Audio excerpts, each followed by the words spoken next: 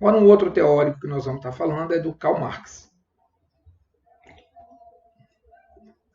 Também um alemão que viveu entre 1864 e 1920. Semelhante no ponto de vista ideológico, ele se parece com Durkheim, que a tendência ideológica dele é conservadora. Ele não busca transformar a sociedade. Mais na frente nós vamos ver que ele não tem uma proposta de intervenção na sociedade, mas basicamente de estudar a sociedade para compreendê-la melhor. Nesse sentido, a sua sociologia é determinada ou denominada sociologia compreensiva, que visa não é nem transformar como Karl Marx e nem conservar como o Durkheim, mas visa compreender a sociedade, não fazer intervenção como os outros dois queriam. Karl Marx queria transformar, intervir na sociedade para transformá-la.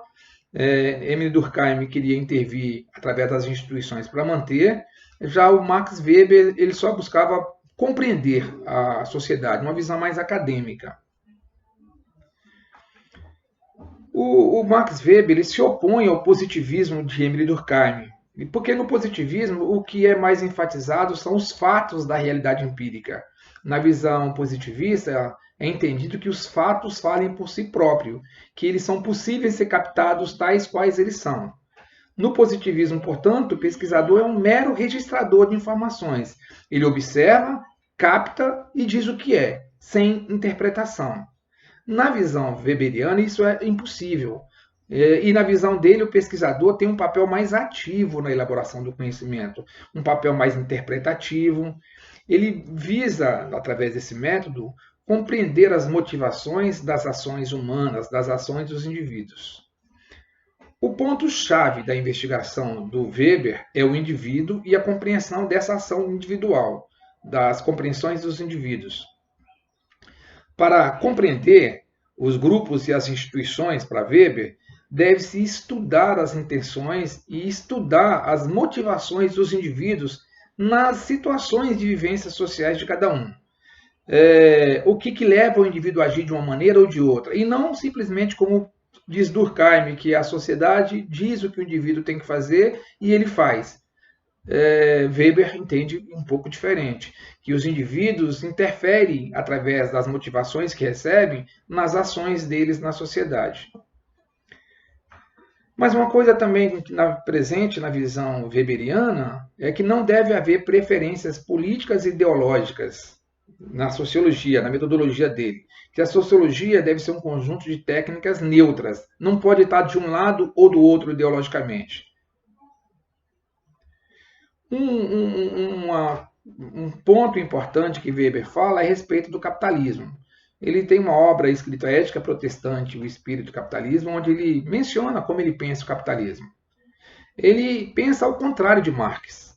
Ele não considera, como Marx, que o capitalismo é um sistema injusto, irracional e anárquico. Ele entende que as instituições capitalistas, ele percebia dessa maneira, que essas instituições do capitalismo são forma de organização racional precisa e eficiente. Portanto, ele não via a economia como Marx acima das demais esferas da sociedade ou da realidade social. Tá? Ele via um pouco diferente disso.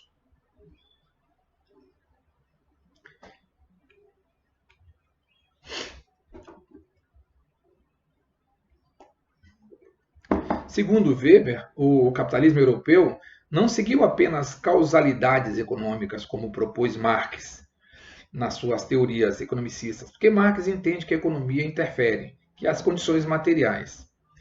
Na visão weberiana, no capitalismo que ele estudou, as ideias religiosas e também éticas foram fundamentais na formação do capitalismo. Não foi simplesmente só acumulação de capital. A título de exemplo, os protestantes entendiam que quanto mais trabalhavam, mais estavam servindo a Deus. E esse excesso de trabalho possibilitou também acúmulo capital, não só pela questão econômica, mas por uma questão ética, por uma questão religiosa. Então, na visão dele, o capitalismo é um regime econômico bem desenvolvido, que ele não propõe a mudança do capitalismo, portanto, ele é um conservador, assim como Durkheim, e que esse regime econômico é bem desenvolvido principalmente nos países protestantes. O conceito, acho que central na visão weberiana é a ação social. Na visão dele, a ação social é a conduta humana dotada de significados pelo indivíduo, pois é esse indivíduo que executa e orienta a ação dele. Então, as ações dele são dotadas desses significados. Essa ação é social porque visa a ação de outros indivíduos, que vivem isolados ou em grupos, ou conhecidos ou desconhecidos. Então, ela é social quando ela tem interação entre indivíduos de grupos diferentes.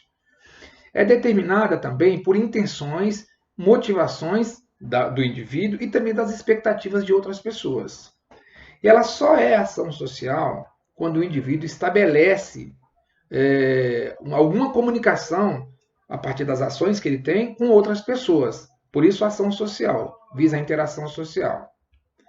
Já a relação social é a conduta não mais de um indivíduo, mas de múltiplos agentes que eles se orientam reciprocamente ou simultaneamente, conforme conteúdos específicos desses grupos.